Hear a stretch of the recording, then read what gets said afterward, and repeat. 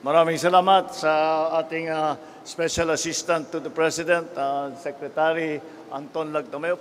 Please magsiupo po tayo. At sa lahat ng ating mga elected officials, siyempre kasama po natin dito ang idol, hindi lamang dito sa Jensen, hindi lamang sa Sarangani, pero sa buong mundo. Dito si Senator Manny Pacquiao. Kasama rin natin para tignan ang patakbo nitong ating mga bagong programa. Ay siguro kailangan dapat paliwanag ko po kung ano ang ibig sabihin nitong nakalagay dito, bawat bayan makikinabang.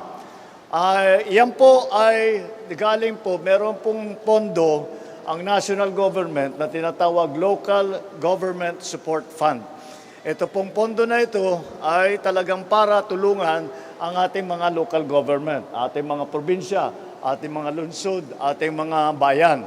At yan po ay, yung pondo po na yan, ay ngayon lang natin talagang gagamitin para maibigay sa mga mayor, mga gobernador, para meron silang hawak na pera para sa mga inisyatibo na nais gawin ng local government. Dahil po ako ay naging gobernador na 9 na taon sa Ilocos Norte. Kaya't alam ko po ang sitwasyon ng local government. Kahit ilan lang ang masasabi ko na local government na masasabi ay maraming hawak na pondo masyado. Yan yung mga Makati, mga Quezon City, mga Maynila. Pero karamihan ng local government ay siyempre, laging kulang ang pondo. Yan, tumutulong. Lahat ng mayor, alam nila ito. Vice, alam ito. Kaya, ang iniisip namin, dapat gamitin na natin yung Local Government Support Fund o yung LGSF para magbigay ng tulong sa ating mga local government executives. Kasama lang doon, sa aming pagbigay ng pondo na yon, ay yung pagbigay ng bigas sa mga nangangailangan. Itong tigtiting 10 kilo na bigas ay binibigay namin sa mga identified na beneficiary. Ang listahan ay nanggagaling sa ating mga local government official dahil sa aking pananaw, ang nakakaalam talaga kung sino ang nangangailangan sa bayan nila, sa lugar nila, sa probinsya nila, ay ang mga local government official. Kaya binigay na lang namin sa kanila at sila na ang gagamit nito at sila na ang magbibigay ng bigas.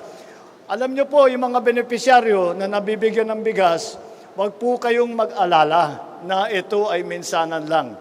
Ito ay tuloy-tuloy. Gagawin po namin, magbibigay po tayo ng isang 10 kilo na bigas sa mga benepisyaryo. Sa isang taon, 6 na beses. Bawat 2 buwan, may 10 kilo ng bigas.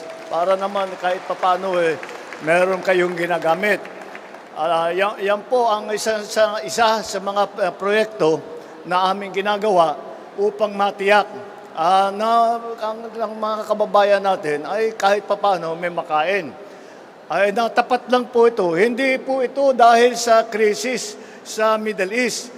Nagkataon lang na yung paglabas namin ng programa nasabay dito sa gera sa Iran at nagtaasan ang presyo ng langis, kaya mabuti na lang at may programa tayong dito para naman mabawasan ang bigat ng dala ng ating mga kababayan ngayon sa oil crisis na ito, na alam naman natin pag tumaas ang presyo ng langis, sumasama na ang presyo ng lahat ng bilihin. Kaya ito po ay tuloy-tuloy ang tulong po natin na aming binibigay. Meron pong yung isa pang cheque na binigay ko para sa ating mga barangay po. Ito isa pang programa. Dahil nga sa karanasan ko bilang gobernador, alam ko yung mga barangay captain, mga barangay official, pagdating ng panahon, kung ano yung share ng barangay sa IRA, kung minsan sasabihin, wala, nagamit na, nangailangan kami, nagkabagyo, whatever. So, tiniyak namin na meron naman, may hawak naman ang ating mga barangay official para marami yung mga inisyatiba nila doon sa kanilang barangay ay magagawa nila. Meron silang pondong gagamitin. At ang ginawa po natin ay 200,000 kada barangay. 200,000 pesos sa bawat barangay ay magbibigay tayo ng cash benefit. Yun po, yun lamang ay sinama po namin at ang hiningi natin sa ating mga barangay official ay tiyakin na kalahati doon sa 200,000, 100,000, 100,000 doon, ay gamitin para tulungan ang ating mga scholar.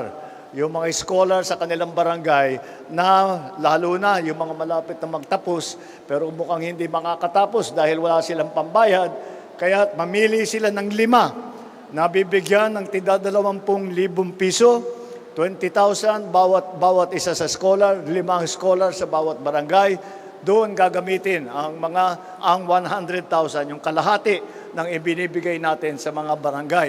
Nakita ko na sa labas yung mga ibang scholar, nakikita ko rito. Sino yung mga scholar dito? Ito, nasa taas. Oo, yan. Sinabi ko doon sa labas, mag-aral kayong mabuti at mapakinabangan ninyo itong programang ito. Kayo ngayon ang tinatawag namin na presidential scholar. At nang sa ganun ay kahit papano kung makapagtapos na kayo, matutulungan ninyo ang sarili ninyo, ang pamilya ninyo, ang community ninyo. At kaya't magseryoso kayo sa pag-aaral dahil lagi ko nga sinasabi sa ating mga estudyante, ang mahusay na edukasyon ay isang kayamanan na hindi kayang kunin sa inyo habang buhay. Hindi pwedeng mawala, hindi pwedeng nakawin, hindi pwedeng agawin. Nasa sa inyo na yan. At yan ang tutulong sa inyo. Hanggang sa katapusan ng buhay ninyo, magagamit po ninyo ang magandang edukasyon. Kaya ito po ang mga programa na ginagawa natin. At ang kaya namin ginagawa ito, ay dahil alam ko ang sitwasyon sa local government. Kaya't lagi kong sinasabi, ay dapat isama natin ang local government sa mga programa ng national government. Kasi naman, maliwanag naman, pagka hindi nag-uugnay, hindi magandang coordination ng national government at saka mga lokal, kahit anong ganda at dami ng programa ng national government, pag hindi nakipag-coordinate sa local government, hindi masyadong mararamdaman ng tao ang kahit na anong serbisyo ng pamahalaan. Kaya kailangan, yun po ang tinatawag po namin, whole of government approach. Ibig sabihin, ang buong pamahalaan, hindi lamang national, lahat ng ahensya, lahat ng local government, lahat po ng gobyerno, sabay-sabay gumagalaw upang magdala ng serbisyo sa taong bayan. Yan po ang aming hangarin. Asahan po ninyo na kahit tayo'y humaharap sa hamon ngayon, basta tayo'y magtulungan. Tayo'y palabasin natin ang ating pagka-Pilipino na matulungin, na may bayanihan. Basta tayo'y magtulungan at mag-ugnay at mag-coordinate at sabay-sabay tayong gumagalaw para tulungan ang taong bayan. Makakaraos din po tayo. Kaya asahan po ninyo na yung inyong pamahalaan ay lagi pong nandito, lagi pong naghahanap ng lahat ng paraan upang mapaganda o makadulot ng kaunting ginhawa sa buhay ng ating mga mahal na kapwa Pilipino. Kaya po, ito pang sasabihin ko sa ating mga local government official, nakabantay po kami ng mabuti sa pagtakbo nitong mga programang ito. Dahil tinitignan po natin kung maganda po ang maging resulta nito, asahan ninyo, next year, lalakihan pa namin ang pondo rito para mas marami pa tayong matutulungan. Kaya